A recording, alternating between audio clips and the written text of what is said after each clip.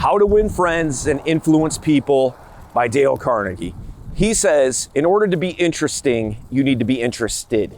All right, and it's so true.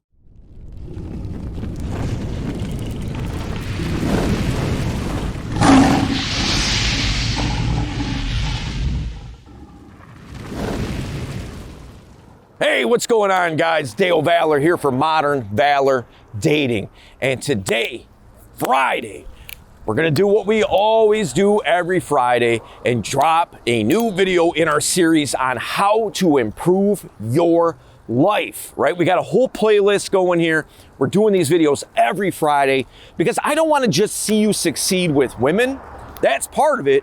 But also, I just want to see you succeed with life. So we're dropping some gems on you and giving you some super dope insights to help you improve in every aspect of your life, whether it's professionally, whether it's with your family, with your friends, with women, just the full gamut, man. So what we're going to be talking about this week is how to communicate with everyone, not just women, but everybody. Maybe you're in a business situation that you need to communicate. Maybe you are trying to get investors into a business that you're trying to start. How to communicate with them, how to communicate and get the things that you need for school, you know, like with your classes, things like that, things with your job, with your family, all those things, how to communicate with everyone to set yourself up for success. All right, we're gonna hop into number one. Let's get it. Number one, know what the fuck you're talking about. All right, so what do I mean by that? Listen, sometimes people just ramble and they just talk about stuff and they have no idea what they're talking about, and all they're doing is making themselves look like an idiot.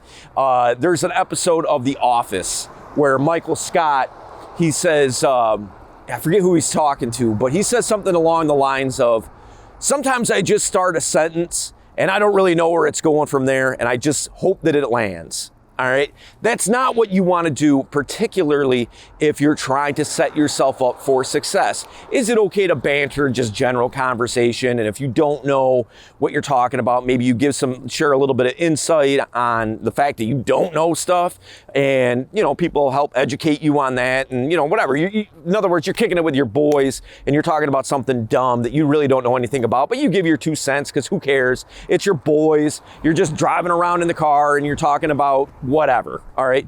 That's not really what I mean. What I mean is when you're actually presenting ideas, whether it's, you know, public speaking, whether you're trying to get an investor into the business that you want to start, things like that, knowing for sure, without a doubt, what you're talking about. Now, here's the thing.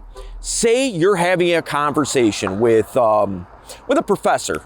All right, maybe you go to school, maybe you're in college and you know, you're talking to your professor and you're afraid to let him think that you're a dummy. All right, and you're not a dummy, but you just don't know about this particular subject, but your ego gets in the way and you don't want him to think that you're lesser than. So you just kind of bullshit and just kind of like try to wing it and things like that, but you really don't know what you're talking about.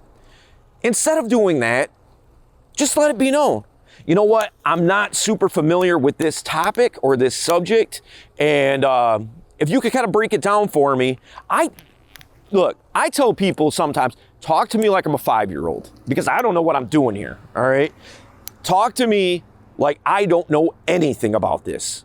And that way I have building blocks to build off of. All right. If I don't know something about it, I'm quick to ask. I'm not an expert on everything, but I do like to think that I know enough to know that I don't know enough, all right? So that being said, I'll ask. I'll try to find out, okay? And you should do the same, but don't try to come across as an authority on a subject that you don't know what the fuck you're talking about, all right? All right, let's get into number 2. Let's go. Hey guys, wanted to take a quick time out just to remind you to subscribe to the channel if you're getting value out of it. Why should you subscribe to the channel? Here's the deal. We don't want you to miss anything. You know, we drop videos 3 times a week, and always want to make sure that you're current, up to date with all the value that we drop. So hit the subscribe button, hit the notification bell, and if you have a comment or a video that you want us to touch on, put it in the comment section, and I'm happy to chop it up with you. Number 2, be interested. All right, now here's the thing. This goes back to How to Win Friends and Influence People by Dale Carnegie.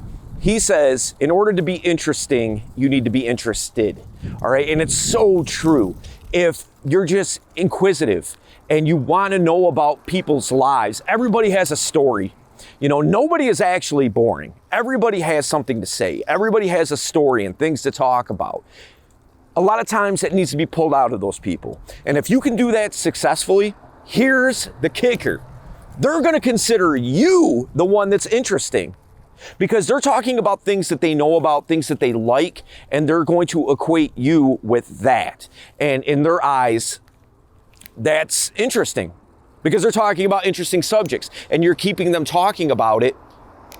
They're going to find that you are actually interesting, even though you didn't necessarily contribute a whole lot. But you need to be interested in people's lives. Not everything is about you, all right? Not everything is about, all right, let me do my song and dance to impress everybody, all right? Sometimes you got to be the one in the audience applauding. Sometimes you have to be the critic. Sometimes you have to be the interviewer instead of the interviewee, all right? So those things all make you interesting and can definitely start forging alliances with people who are going to find you interesting by the sheer fact that you found them interesting. And who knows what opportunities may lead from there. All right, we're going to get to number 3. Let's get it. Number 3, mirroring. All right, mirroring comes from NLP, neuro-linguistic programming. All right, but it's very commonly known. It's a very commonly known technique, all right? And basically what you're doing when you're mirroring somebody is maybe you use the same vocal inflection that they use. Maybe they're, I don't know, maybe you're sitting across from them and they happen to cross their legs. Well, you cross your legs too. Maybe they happen to lean on one of the armrests. Well, you do that too. See, here's the thing. Psychologically, what that does is it's almost like what we talked about before about being interesting, all right? What that does is it shows the other person that you are like them. So when you're mirroring somebody, you know, you don't want to make a mockery of them if it's not like, you know, like I just pushed up my glasses and you don't even have glasses, so you hit yourself in the head with your finger, all right? It's not that. It's picking up on subtle communications and, well, mirroring what they're doing, all right? So if you can pick up on those things and do it subtly, don't be over the top about it, that is a good way to get people to invest in you and to like you and open up opportunities to you. All right, we're gonna get into number 4. Let's go. Number 4, speak their language. This is kind of related to mirroring, all right? So basically what you're doing is you're finding out the way that the other person communicates, some of the language that they use. So in other words, say they talk about, say they're explaining something to you and they're like, can you feel what I'm saying? You would respond back, yeah, I can definitely feel that. You know, and then you might say, but let me touch on this. You know, so basically that person thinks kinesthetically. They think in feeling, touching. And now you are relating back to them also in a kinesthetic way when you're talking about, let me touch on this. Do you feel what I'm saying? You know, things of that sort. And now here's the deal. That person's mind is now more open to hearing what it is that you have to say because you're speaking their language. Just think of it like this. Say, all right, I'm speaking English, right? Say I run into somebody who speaks Japanese and they speak a little bit of English, but it's really broken, and I speak no Japanese. We'll be able to communicate a little bit, but it's not going to be a very depthy conversation, all right?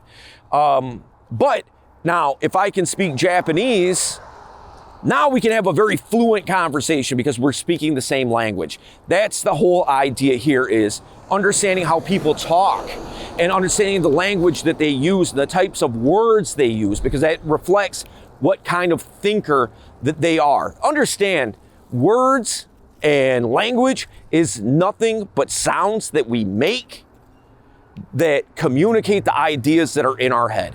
That's all it is. So it just, everybody kind of has their own little feel on it. You know what I mean? So if you can understand that, you'll be able to communicate that much better. All right, we're gonna hop into the next tip. Let's get it. Number 5. Now this one here sounds so common sense, but it's surprising how many people do not do this. And what that is eye contact. When you're talking to somebody, looking them in the eye. It doesn't mean, you don't stare them down like a psycho, but what it does mean is you engage with them long enough for them to realize that you are not afraid of them, that you will look them in the eye and talk to them directly. Somebody who's always kind of like looking around and, refuses to look people in the eye and just kind of, their eyes are just kind of darting around, that comes across as shifty. And even if you aren't shifty, you just don't look people in the eye, that's the perception that you're giving.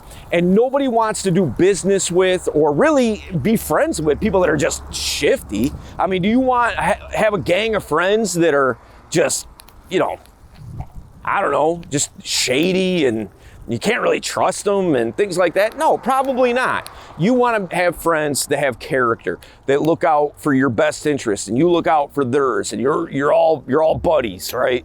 So that's what you want. And that's one of the ways to communicate it, is simply just by having eye contact. All right. So if you have a hard time remembering to have eye contact, one of the things that you can do is make a note when you're going to be talking to somebody new to memorize their eye color. That will force you to look in their eyes long enough to be able to register it and remember it. So listen, guys, this series has been awesome to do. I really hope that you're getting value out of it and it's helping you master some things in your life. And so what I encourage you to do is go back to the first video in this series, in this playlist, and start watching them through, because that way you could start really divulging all this information and hopefully applying it to your life, making your life that much better. So I cannot wait to see you there.